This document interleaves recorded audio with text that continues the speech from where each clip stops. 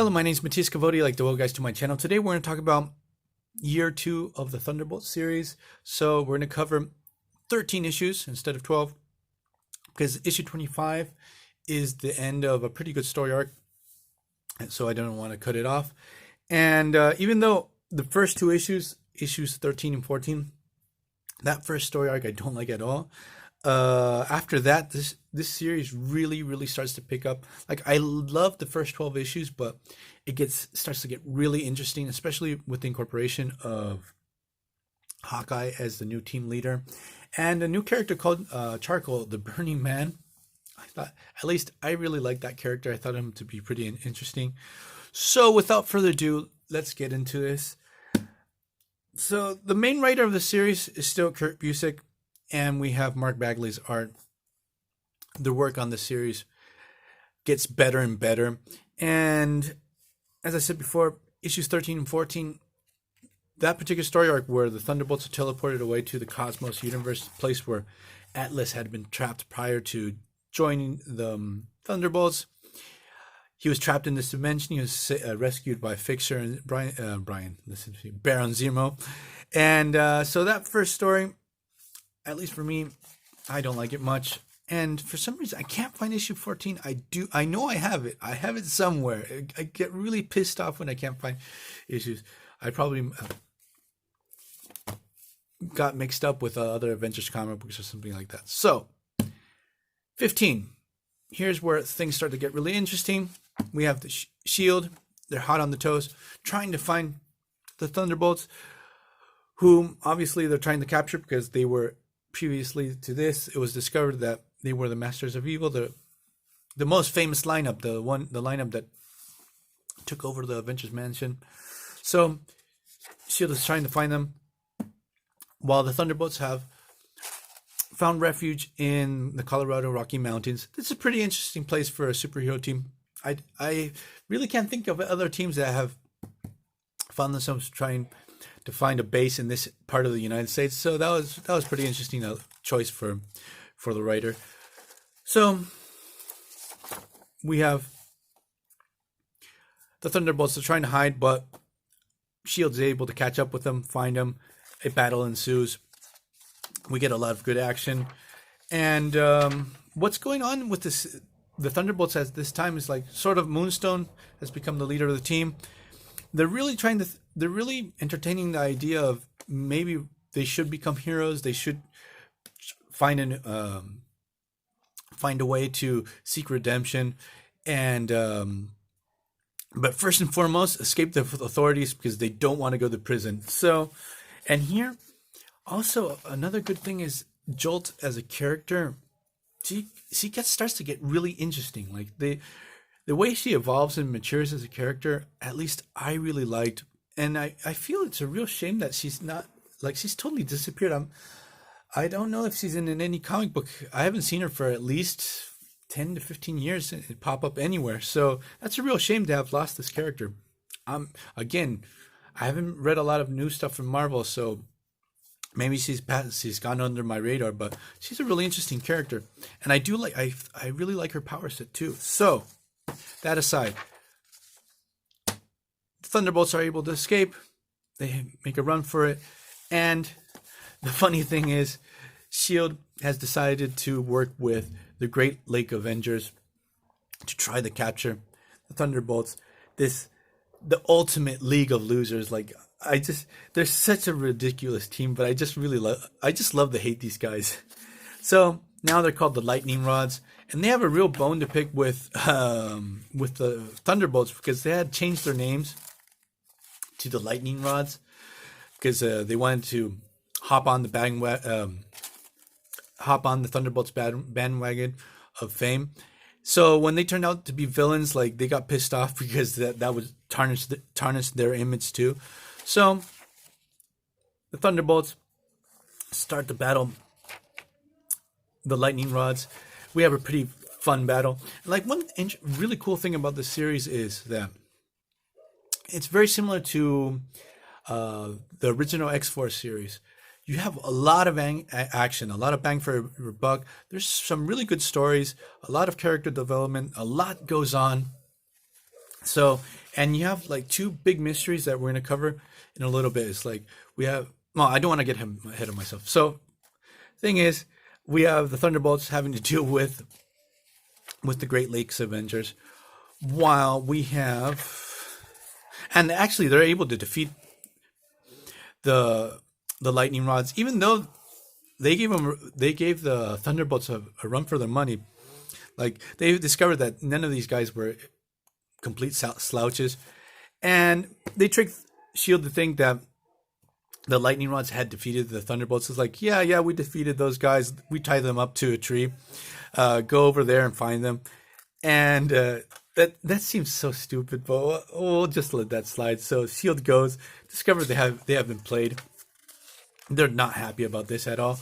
While we see Baron Zemo, he's working with Fixer. They're up to some secret plans while they're being spied on by this mysterious figure that we're going to learn more about in a little bit. So another interesting thing about the story, we get Atlas and his whole story about his family. He discovers that since he had become a villain, his family farm went bankrupt. Nobody wanted to work with them because they didn't want to be associated with anyone related to the superpowered criminal. So his family just got totally ruined. His brother lived a miserable life too.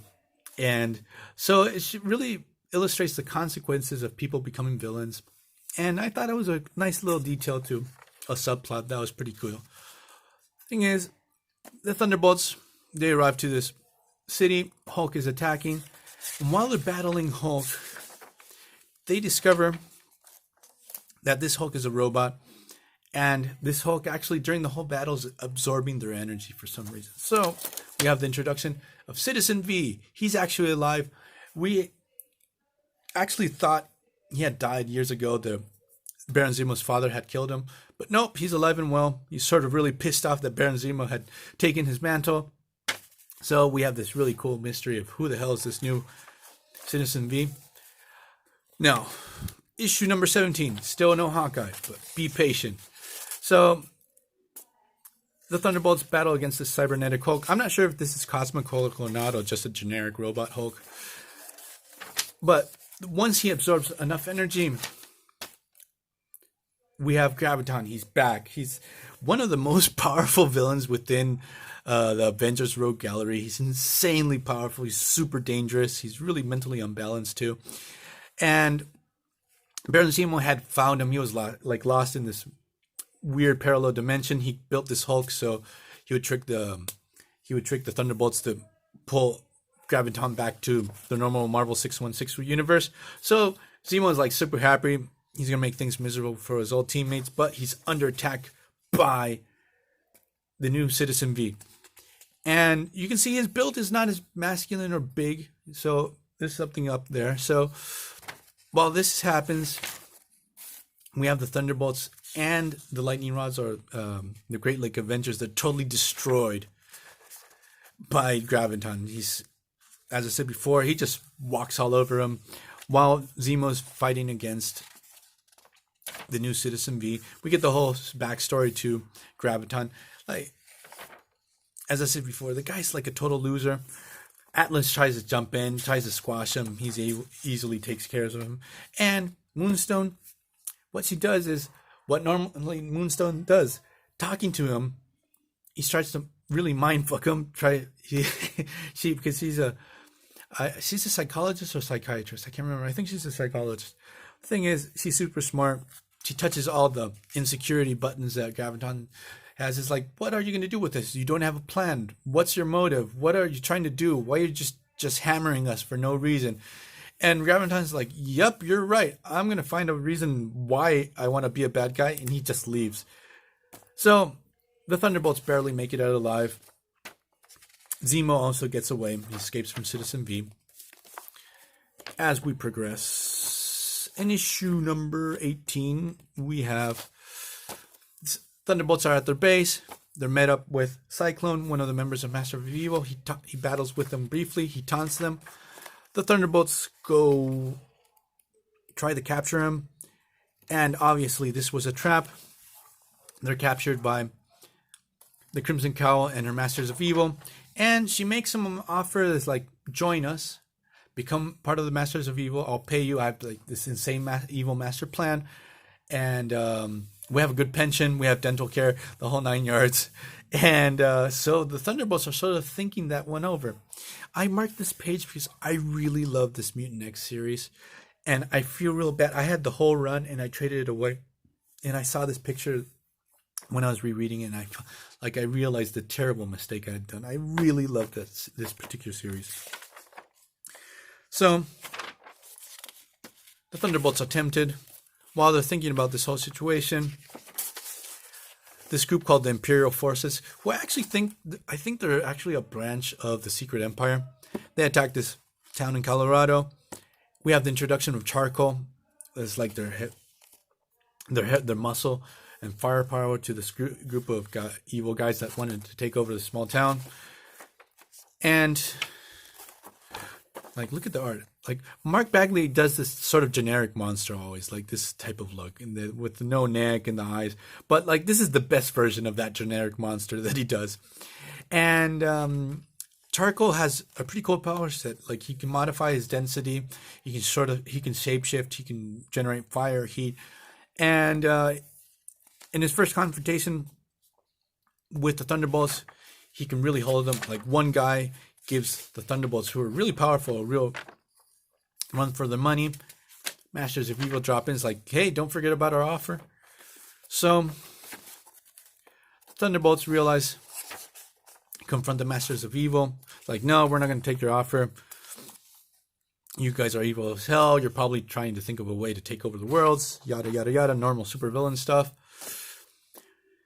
Thing is, in the battle, Claude just totally freaks out because Songbird uses her Screaming Mimi powers on him, sort of messes him up. He just blasts all of the Thunderbolts down, knocks him out. And this dude called Dread Knight, a really obscure character, pops out of nowhere on an Avengers atomic steed, flies in, and rescues the Thunderbolts from certain death, obviously. So, the thing is, Dread Knight tells the Thunderbolts, is like, look, I'm going to give you guys refuge. Come with me. I'm going to save you guys. And what we discover, and the big reveal is, it's Hawkeye. Hawkeye has a big offer for the Thunderbolts. So, the Thunderbolts at first really freak out. They think that Hawkeye's trying to capture him. We get this brief confrontation between Hawkeye and the Thunderbolts where this guy with no powers gives the Thunderbolts a real runaround. Like, they can't land one clean blow on him. He's able to evade all of their attacks. And the thing is, Hawkeye tells us, like, man, I believe you guys can seek redemption. I'm actually sort of the original Thunderbolt. Like, if you can work with me, I can make true heroes out of you guys, and maybe seek a pardon from the government so you don't get hunted down anymore. So the Thunderbolts take this into consideration as this story progresses. Let's skip over. I marked the pages and I don't know why it takes so long. So the only, like, Hawkeye talks to the authorities and they're willing to give the Thunderbolts a pardon, except for Mach 1. I don't know if he's Mach 1 or Mach 2 by now, or Mach 3. Because he committed murder. Like, they can't look over that. Like, all the other crimes they've done, they can turn a blind eye to, except for Mach 5, 3, 4, 2, 1's assassination attempt. So they have to think that over. So what happens? Issue 22. While they're thinking about what they're going to do, which steps the Thunderbolts are going to take, Hercules drops in. He wants to take vengeance on Atlas because this particular Thunderbolts lineup is the one responsible for attacking the Avengers Mansion, which almost led to the death of Hercules. So he wants to make, especially Atlas, pay for what they did to him. Thunderbolts battle Hercules, and at the end of the battle, like, Hercules is going to straight up kill these guys with a giant boulder. Hawkeye jumps in. He's like, man, stop. They're my team. Don't hurt them. And the Thunderbolts take notice. It's like, this guy's really risking his neck for us. He's really gonna. His intentions are clear and pure. He wants to be our leader. He's taking some major risks, especially with an old friend of his like Hercules.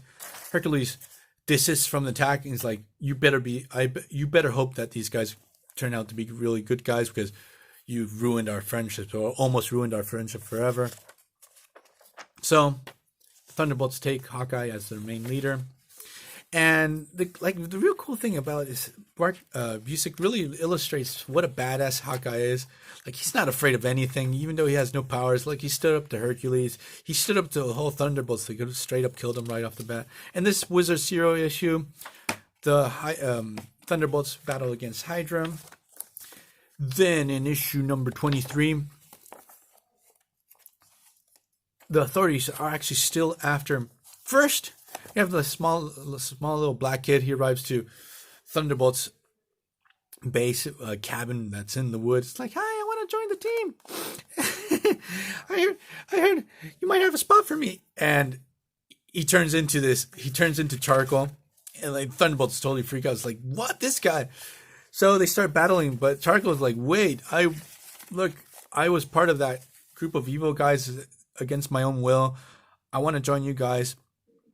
And Hawkeye's like, okay, we're willing to take you. So while this is happening, like, yeah, that battle with Charcoal, and right away you have this U.S. agent and the jury arrive to take the Thunderbolts into custody because they don't believe they have become heroes. So they start battling against U.S. agent. The real cool thing is there's always been a rivalry between Hawkeye and the U.S. agent. Goes back to the days of the West Coast Avengers, and Hawkeye just totally owns the U.S. agent. Like, he totally whips his ass in battle, and I found that to be so cool. So Hawkeye and his crew are able to defeat U.S. agent, and they decide to confront the Masters of Evil, Crimson Cowl's Master of Evil once and for all. Thing is, they start battling, and Crimson Cowl turns on this Doomsday device that starts driving the weather crazy. Things go bad worse. It's really cool to see Kurt Busiek just showing the Thunderbolts, instead of deciding to fight the villains or going after Crimson Cowl. No, they start saving people, as many lives as possible. So it really show off how good heroes are.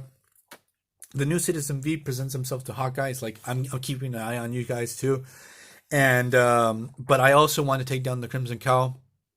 So they sort of forge an alliance from this point. And because Hawkeye just makes a really good leader. I really enjoy his leadership on teams and his way he interacts with other characters, and always willing to give people the benefit of the doubt and stuff like that. Like, I like Kurt Busiek's series where he had confrontation with Cap because he wanted to be the team leader with the Avengers, and like Cap didn't give him enough room for that. So it was great to see him as a leader of another team. So Crimson Cowl starts their Doomsday device on a global level. There's rain, floods all over the planet. We get to see the New Warriors. Sadly, we never see the New Warriors team up or fight against the Thunderbolts. We have the New Mutants, Big Hero 6, the Winter Guard, the Lightning Rods, Union Jack. Everyone's there trying to save the world, while Crimson Cowl just made a pretty formidable villain army with the Claw, Lodestone, Flying Tiger, Constrictor, Blackwing, Ice Master, Man-Ape, Tiger Shark. Like, there's too many for me to even... Joystick, a future member, Shockwave, Bison, Cardinal. So Hawkeye and crew are able to take down this gigantic lineup of Masters of Evil, stealing their costumes, able to infiltrate the base. But at the end of the story, like, is that they unmask the Crimson Cowl, and she's Dallas Riordan, the government liaison to the Thunderbolts in the first 12 issues. Obviously, this is a ruse. This is like a distraction. So I'm going to leave this here. Later on, we're going to cover the rest of the series. I hope you guys liked it, and see you guys next time. Bye.